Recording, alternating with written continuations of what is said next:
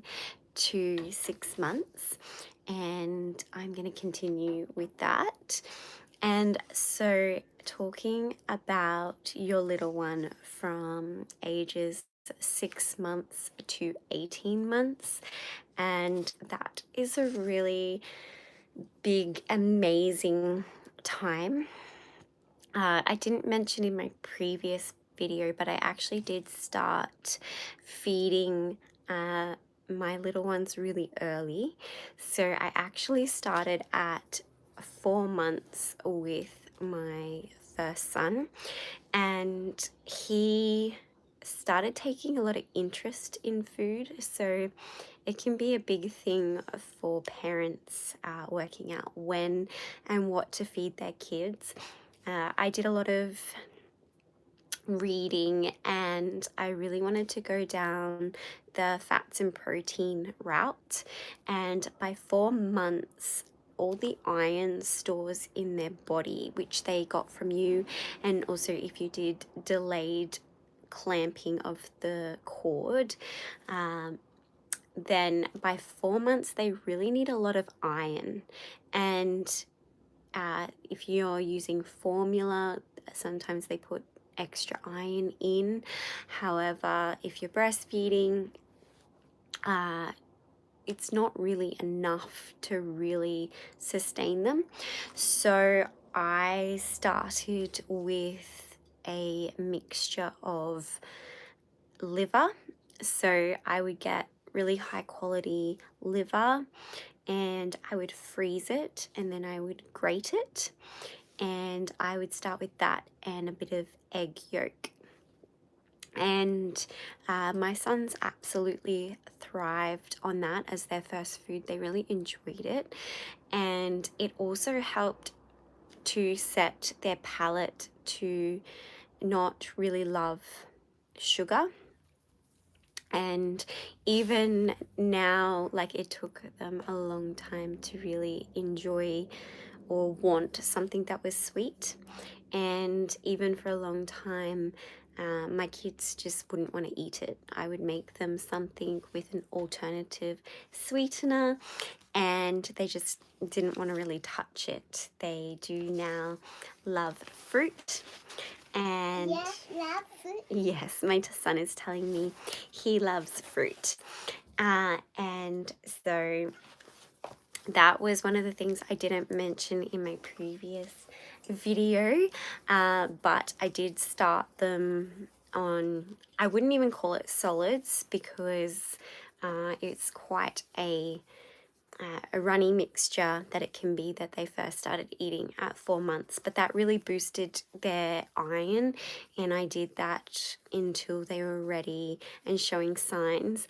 I remember I was eating a beef patty one day, and my son started, he would have been like 5 months, started eating the other end of it. And so I knew that he was kind of ready for something a little bit more solid. But very much a personal preference, but definitely making sure that they're getting their iron after 4 months. Although I'm speaking of 6 months to 18 months. And on terms of food, supposedly it takes 8 different times of trying a food for a child to actually start wanting to eat it. So even if they try and throw it away, put it on the floor, the first time you give them something, keep trying. It's just a normal thing. Also, at that age, they start throwing things on the floor, and rather than getting upset, it's good to know that they're actually learning the distance between something. And so that can be really helpful to know that they're not just throwing away your food, they're actually trying to determine the distance of their hand and the floor. And so my son's just woken up from a nap. He's almost 3. We were watching a family movie Mama, together, and bottle, yes, darling, and he fell asleep on my lap. And then my other one's just gone down for a nap as well.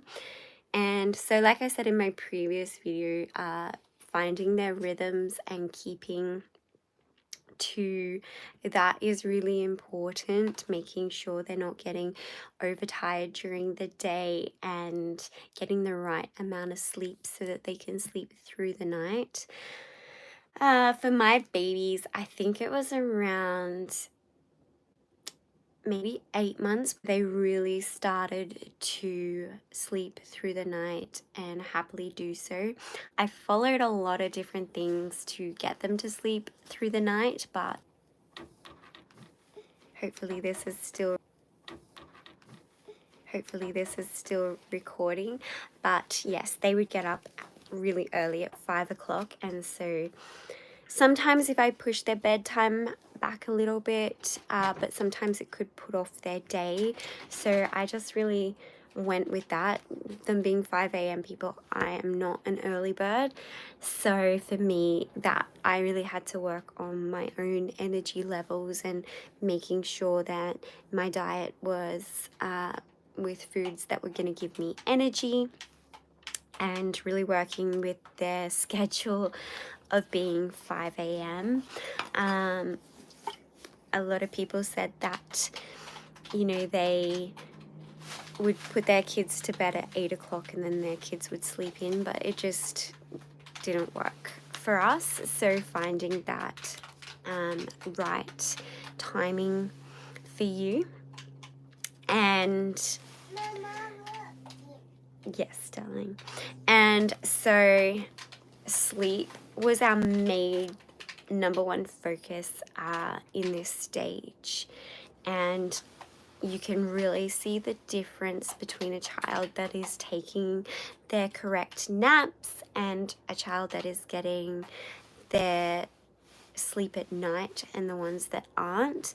I'm lucky to be surrounded by a lot of children who I saw go through this stage, and there is parents who just kind of let their children rule the roost and sleep when they want to and go to bed when they want to. But this 6 months to 18 months is really the best time to get them into a sleeping routine and prioritizing their naps still, especially because this is the time where they go through teething, and they also go through some separation anxiety.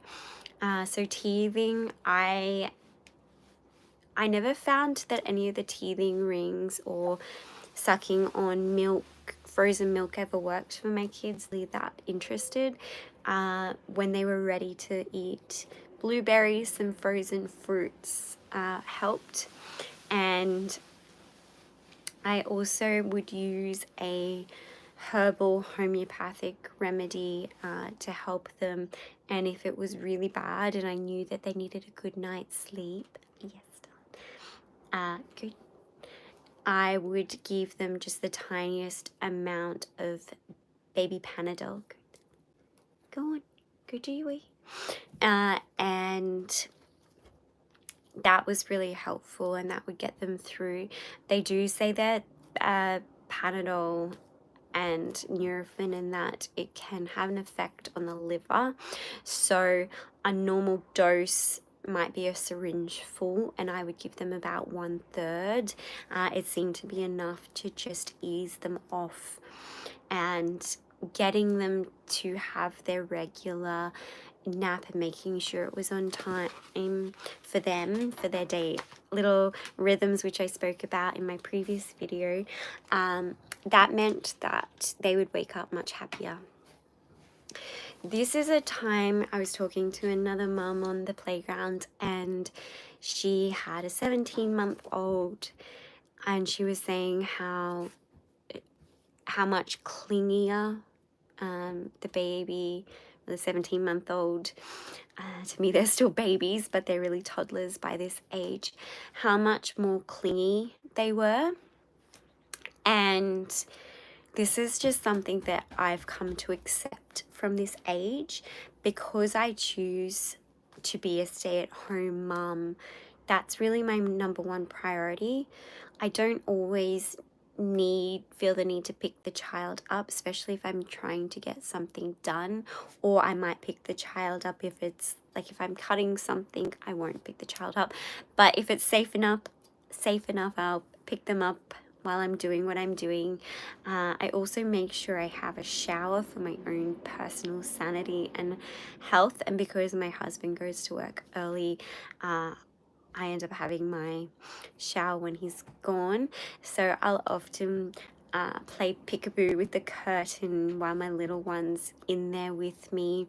I have the toilet door open through this stage just because they want to be safe. I need to go to the toilet.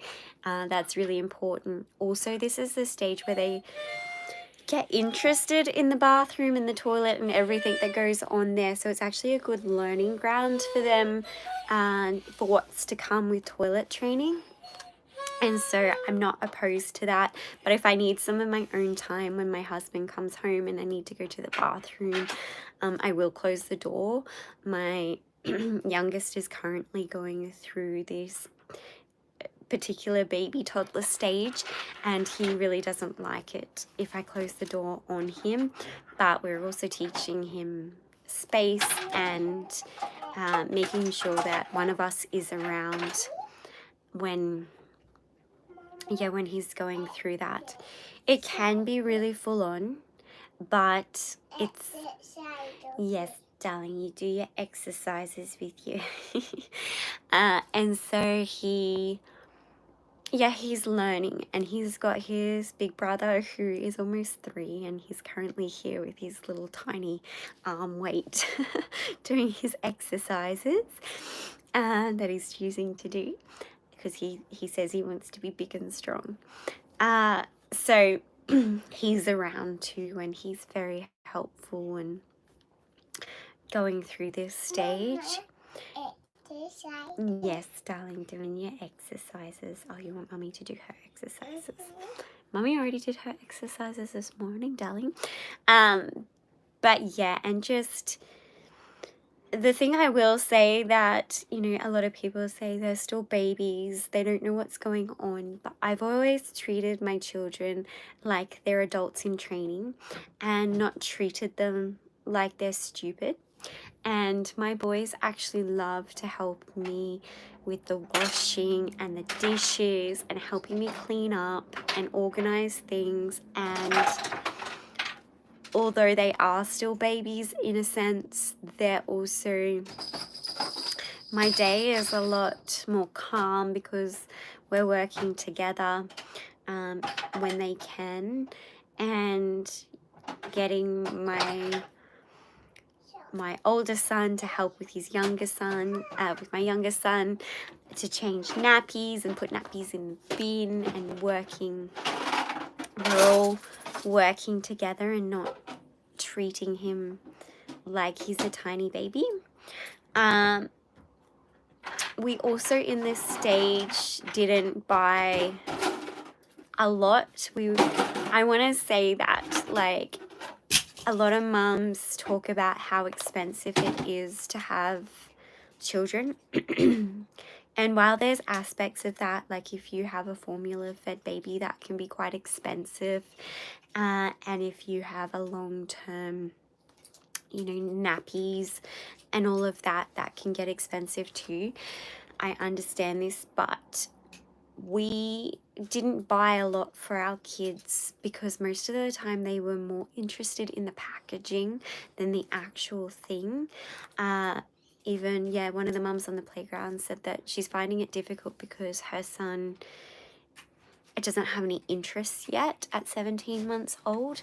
And I actually find that boredom is okay for kids. They will find something to do, they'll get into something, and if they pull something out, I'm showing them to put it back. And it's not really until after the 18-month stage I have found where they really have particular interests. My 15-month-old is starting to say the word mine, and he will take a bit of interest, but his focus isn't as strong as my almost 3-year-old. And so I don't think it's a few little items that probably will be gifted to you anyway for them to play with, to learn. They'll learn motor skills and concentration and all of that along the way using all sorts of things. Like we bought, I think it was last year for Christmas, my almost 3-year-old, so he would have been 2 at the time, we bought him a really light vacuum, and you can take pieces off and it's a real vacuum, and he loves that. And it's like teaching him life skills.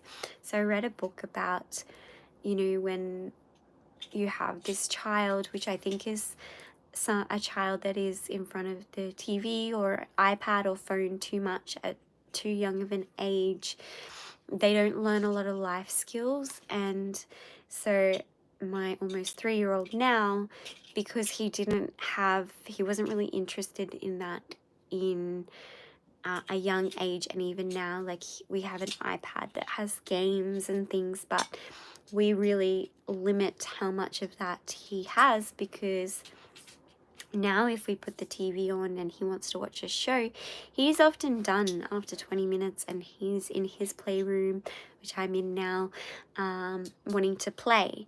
And so I really, limited that.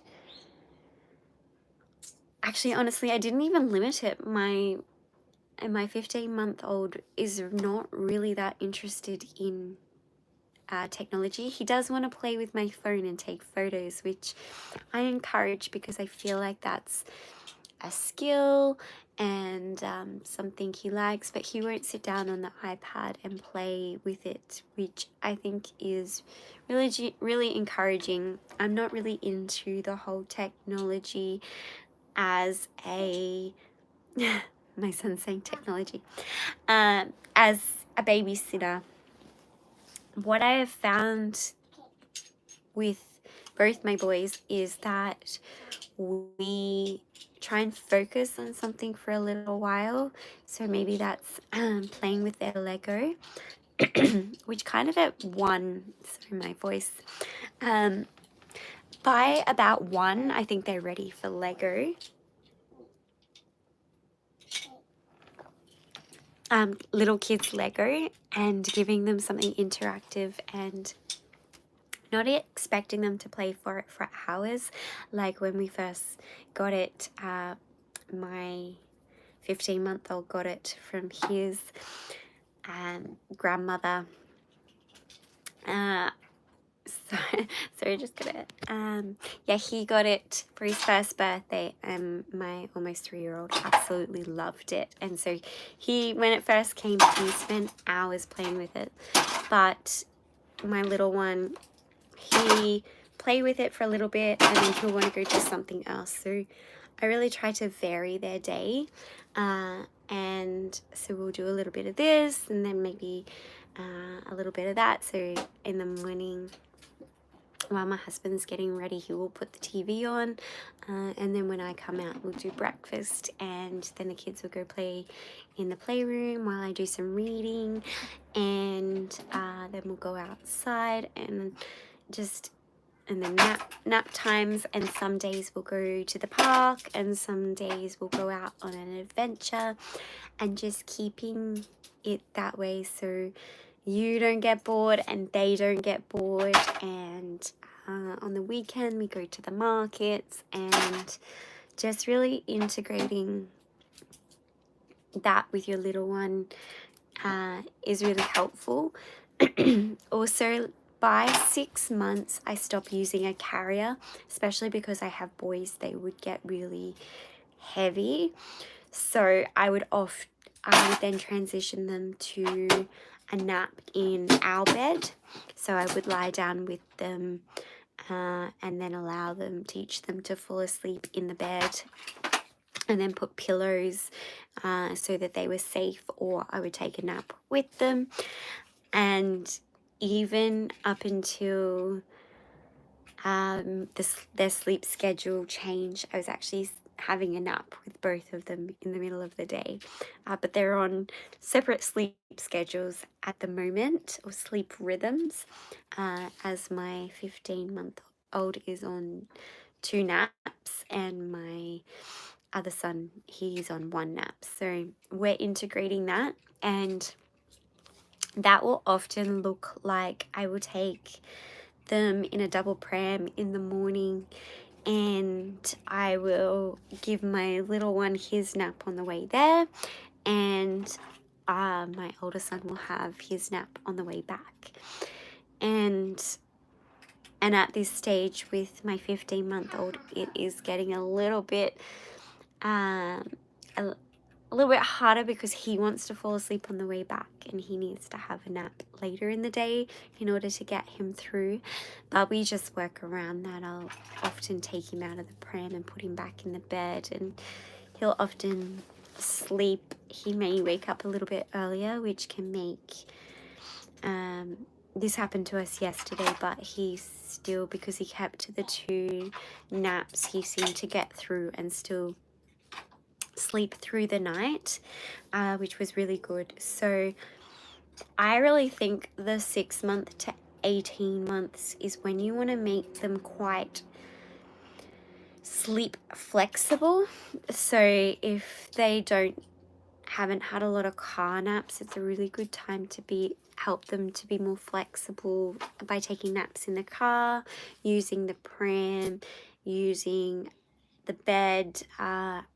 I could never personally get my kids down in their own cot, and I didn't really try. To be honest, I'm more of I want to be there with my kids when they're taking a nap.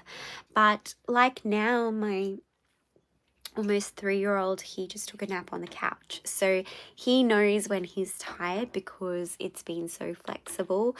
And so sometimes taking the double pram to the shops. Double pram, yep, to the shops, darling. And then, one would take a nap on their sleep rhythm and the other one would then take their nap. My first son, almost being 3, will actually tell me when he is in the pram that he is tired, and he will take a nap in the pram. So just allowing your kids to be really flexible, I think it helps later on. So what I've done is, as soon as my kids showed signs of like yawning and rubbing their eyes, even if they didn't fully understand me, I would help them associate that with being tired. And I think parents can really confuse children in their language. I would just, if he would rub his eyes, I would just say tired, yawn, tired, when they're eating, hungry, when they want something to drink, thirsty, keeping their language really simple, but helping them to be able to communicate with you is really helpful. Also, I just have to he's just woken up from his nap. Also understanding the different parenting styles. Hi, darling. And I'm someone who takes the authoritarian approach, is what I've come to understand it's called. So authoritative is when you say you do what I tell you to do. And so that was really popular back in the previous generations. Honey, which you want this one? Nope. You want this one? And so, yeah, that was really popular, and supposedly caused a few childhood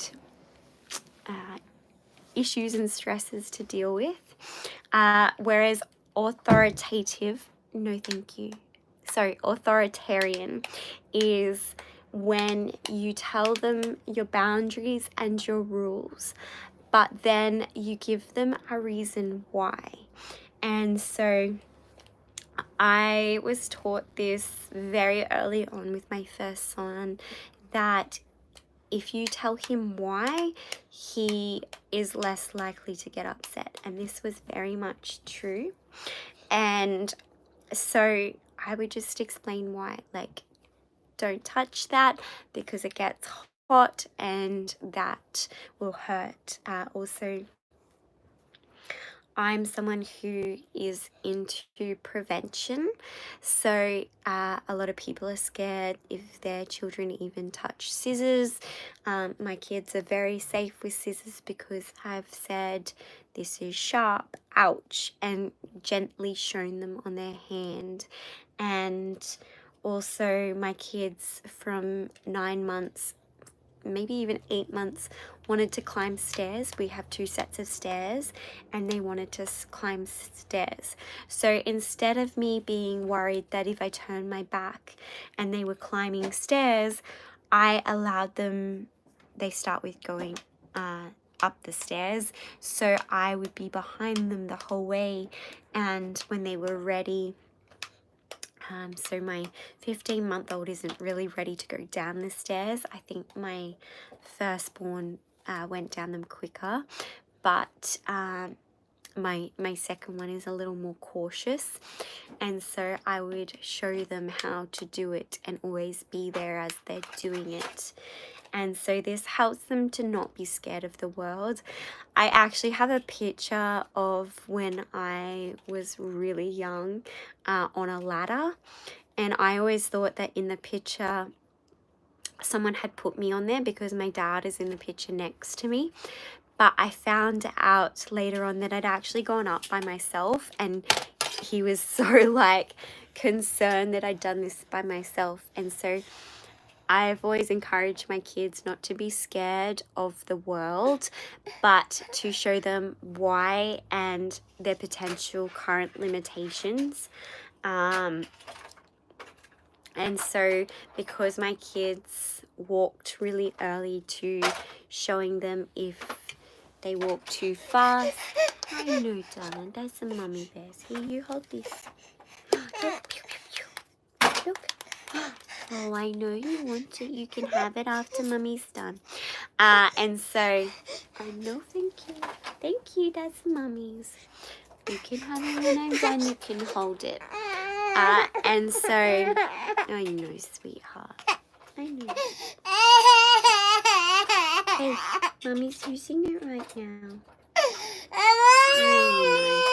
So we're going through teething today. He's having a bit of a teething day, and that's okay.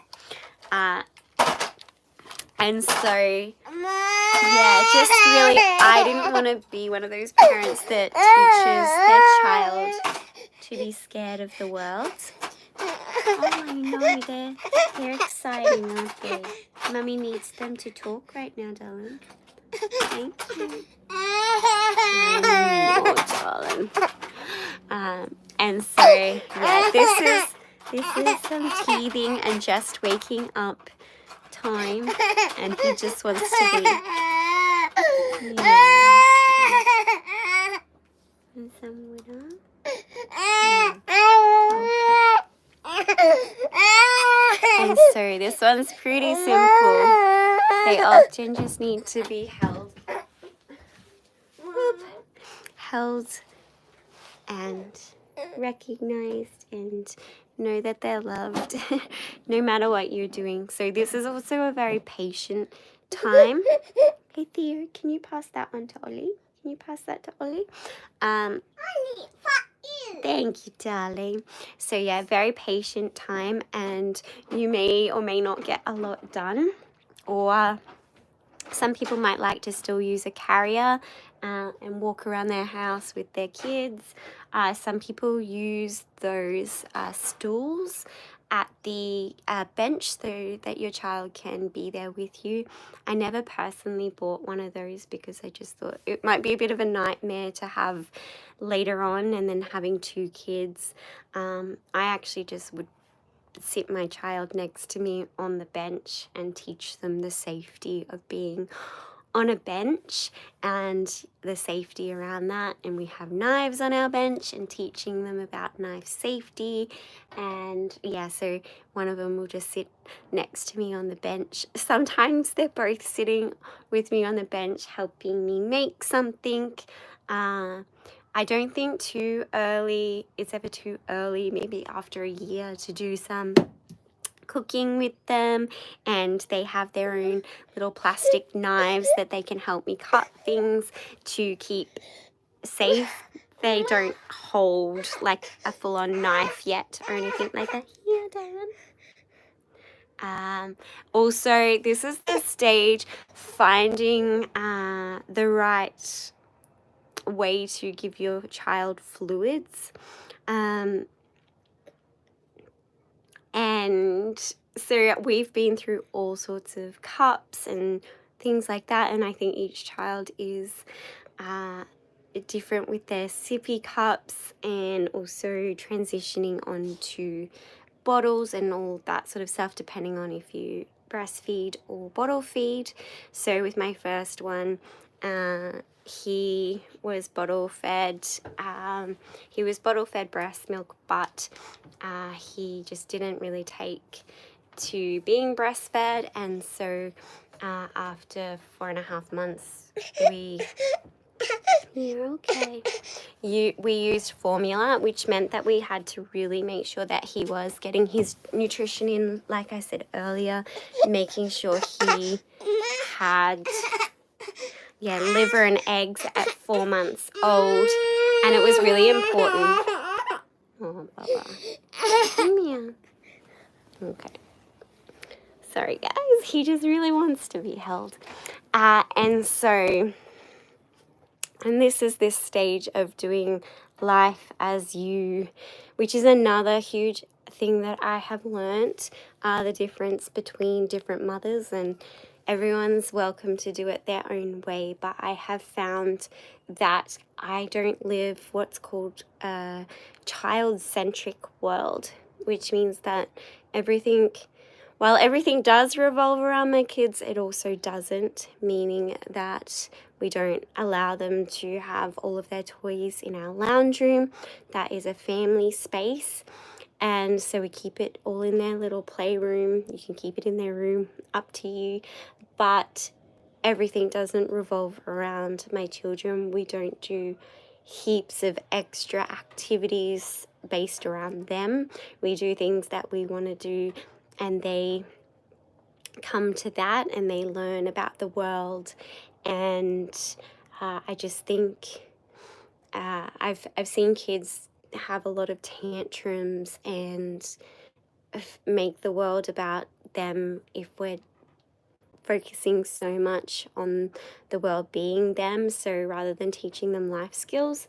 So we've gone down the route of teaching them in this stage a lot of life skills and going and doing things as a family, not because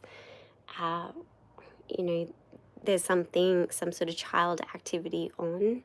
And yeah, I just don't make their life child-centric. The most child-centric thing we do is probably go to the park, but that's also for socialization, which they say is a huge foundation for children.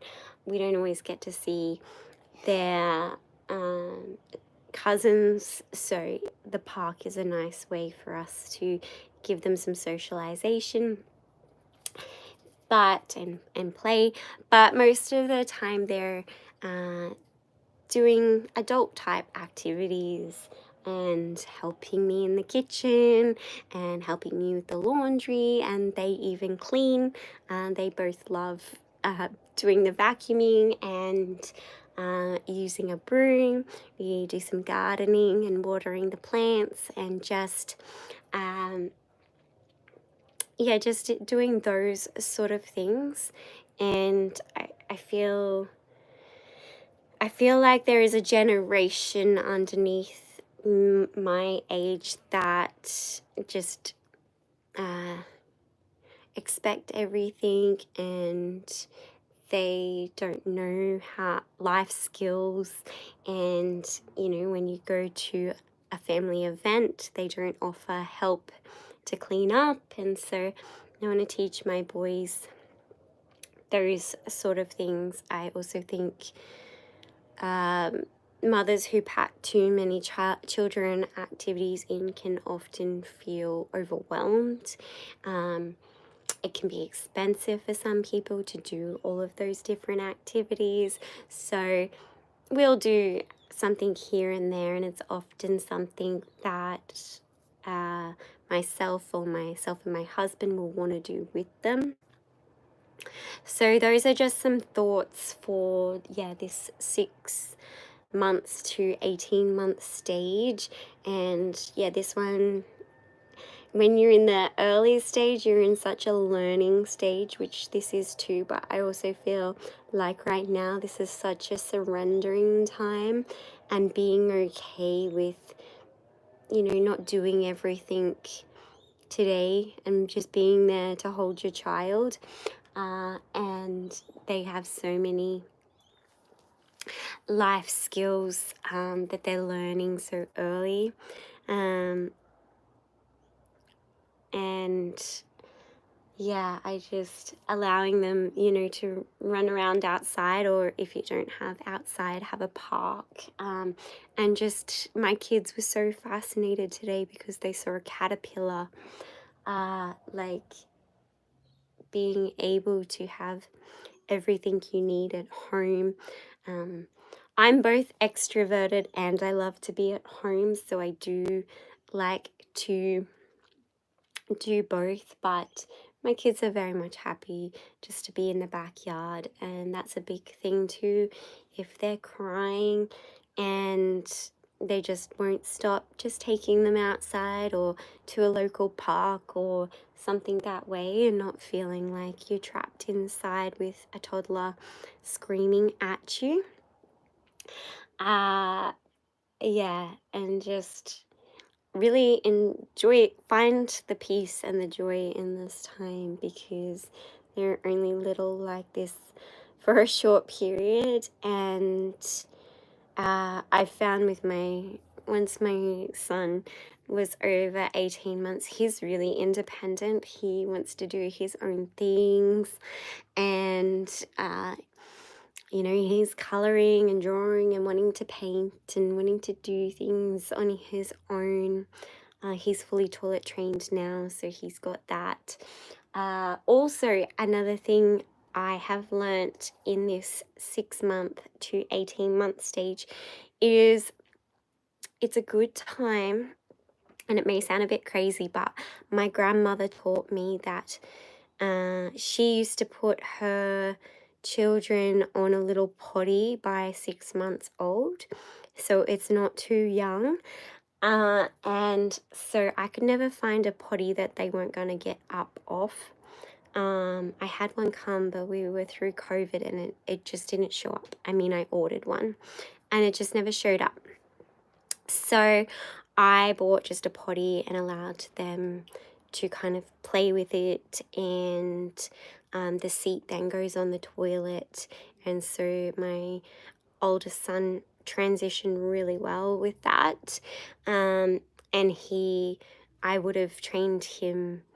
I was going to start training him properly by 18 months, but I had this little one in my belly and it was all a bit too much at the time. But once I decided he was going to be toilet trained, it happened really quickly and really easily. And now this little one, who is 15 months old, he is slowly curious, and we're putting him on the toilet, and he has these little undies that he runs around in during the day. And so it's never too young to learn life skills. I think it actually makes it a lot easier because you're not forcing them to do it. I also, each parent to their own, but for me, I could not let my child still be in nappies at 5, even 4. That just, for me, was not going to happen. I also, with my first son, we used a dummy, Gaga, whatever you want to call it.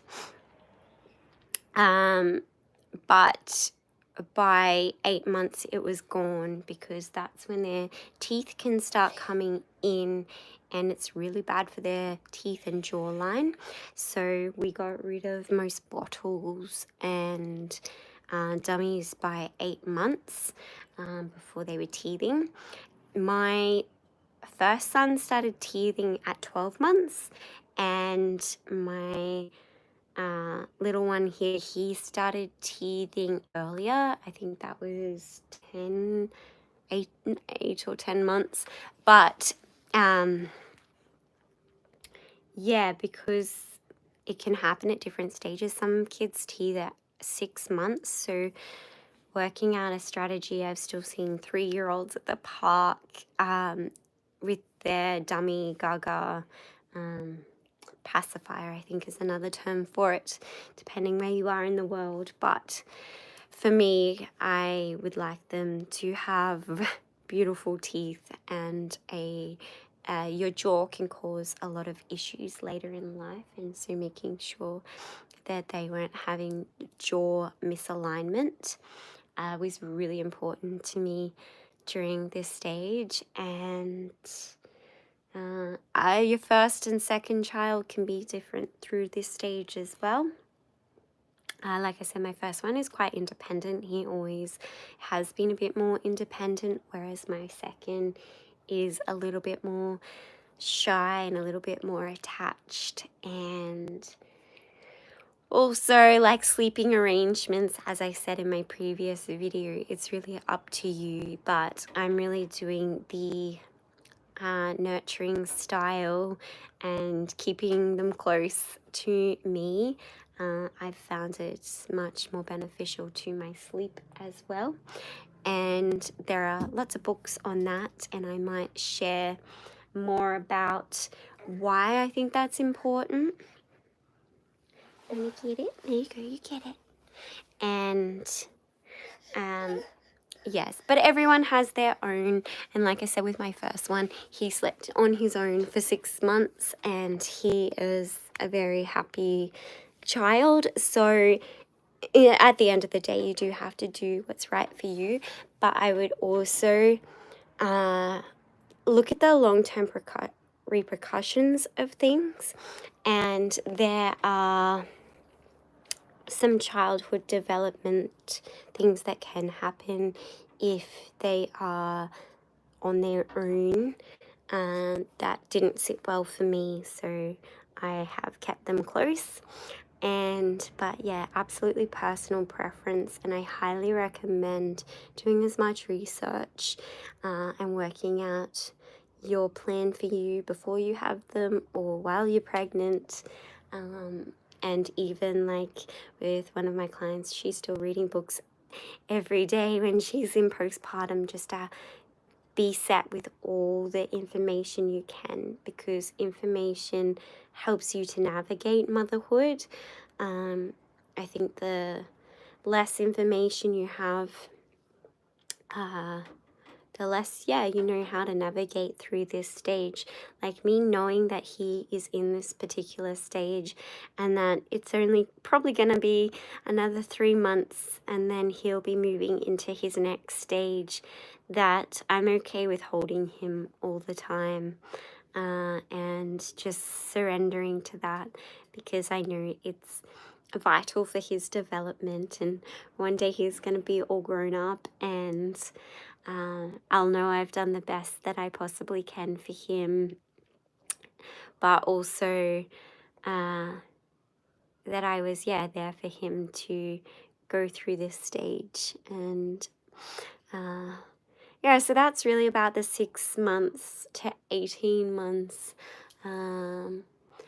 But I don't think there's any, I can't really speak on daycare and a lot of like health things, because my kids have had 1 or 2 flus that they got over really quickly. I didn't say in my previous one that, which I think I'll do another video of, like essentials that you need. I have used in motherhood, the very basic things. So I said I didn't buy a lot of the gadgets and all of that. Just didn't need them, or if I did, I would have bought them when I knew I needed them. But there are certain things that I think having on hand is really important. One being like a homeopathic remedy or a herbal remedy or something for teething, for calming. We used a herbal remedy for sleep for my first son, but we never needed it for my second son. Also like certain things for their immunity that they really need to help them to be really strong. I also had a rule with friends and family that I wasn't going to be a mum who would never let her children have anything that wasn't a treat, but my kids weren't allowed to have gluten or sugar until the age of 1, just to make sure that their gut had everything it needed. And even now, I won't give them those things personally, but if we're out and they have something or someone wants to give it to them within reason, they can have a little bit and try something, because I also don't want my kids to swing the other way, which I've seen, which is when parents don't let them have anything, and then when they're teenagers and adults, they go crazy and wild on those foods. So I think that's kind of a worse reaction. I teach them, I'm not personally someone who has things really in moderation. I have things pretty sparingly that have sugar in them and that sort of thing, because I just don't think it's that good for us. But I am someone who bakes with my kids, and I use alternate sweeteners and helping them have healthy guts and brains, which I think in turn helps them to sleep and to be happy, loving little boys. And so that is kind of my story and my advice for this time period. And my earlier video should be posted soon if you want to hear the earlier stage. And then I'll do the next stage of childhood as soon as I can get back on here. And this will all be going into also my postnatal course for anyone who wants that information of things that I've used So thank you so much, anyone who is here with me. I so much appreciate your time. If you would like to follow my journey, please like, comment, subscribe. I'm just grateful to have you all here, and I'm building a beautiful community of people, kind people who just would like some help navigating the world. I've got a big background, which I've shared in previous stories in my knowledge. I also am an avid reader, and I experiment with different things and see what works and talk to a lot of people about their experience. And I've had a lot of clients. I've been in the lifestyle environment and helping clients for I think going on 14 plus years now. So this is my new avenue to share with people while I take care of my beautiful boys. So thank you again for being here with me, and I'll talk to you all again soon.